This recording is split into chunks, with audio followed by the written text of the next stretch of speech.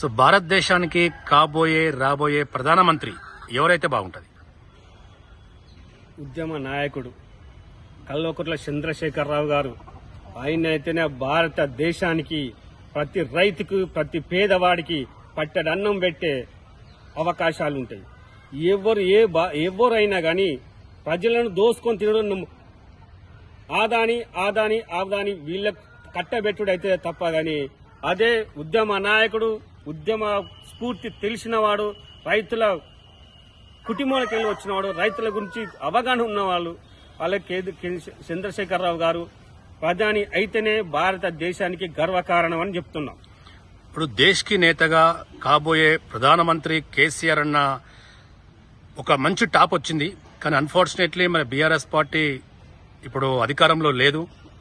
ఉన్న ఎంపీలు, సిట్టింగ్ ఎంపీలు, ఎమ్మెల్యేలు, మాజీ ఎమ్మెల్యేలు కూడా కాంగ్రెస్ పార్టీలో చేరారు. మరి ఈ సమయంలో కేసీఆర్ ప్రధానమంత్రి అని చెప్పి ఎలా అంటున్నారు?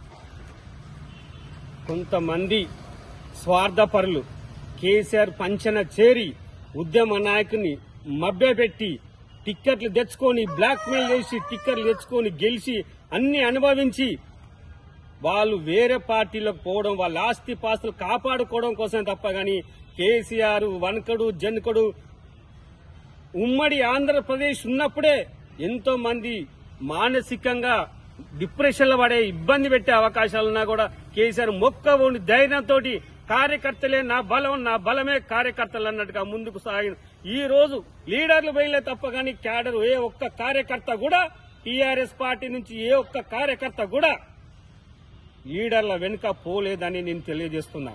ఎందుకంటే నేను దగ్గర ఉండి చూసినవాణ్ణి, ప్రతి ఎమ్మెల్యేను 4 ఎమ్మెల్యేలు 2 ఎంపీలను నేను దగ్గర ఉండి చూసినవాణ్ణి.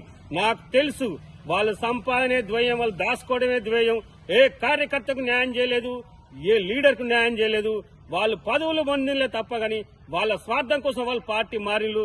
కానీ కేసీఆర్ గారు మొక్కమని ధైర్యం మేము ఈ రోజు చెప్తున్నా ముఖ్యంగా కేసీఆర్ మీరుండండి, మీ వెనుక 4 కోట్ల ప్రజల తెలంగాణ బిడ్డలు ఉద్యమకారులు మీ వెనుకలా ఉన్నారు. మీరు అధైర్యపడాల్సిన అవసరం లేదు. మేమున్నాం. మిమ్మల్ని రాబోయే రోజుల్లో భారత ప్రధానిగా చూడడమే మా ఉద్యమ లక్షణం, మా టీఆర్ఎస్ పార్టీ బీఆర్ఎస్ పార్టీ లక్ష్యం.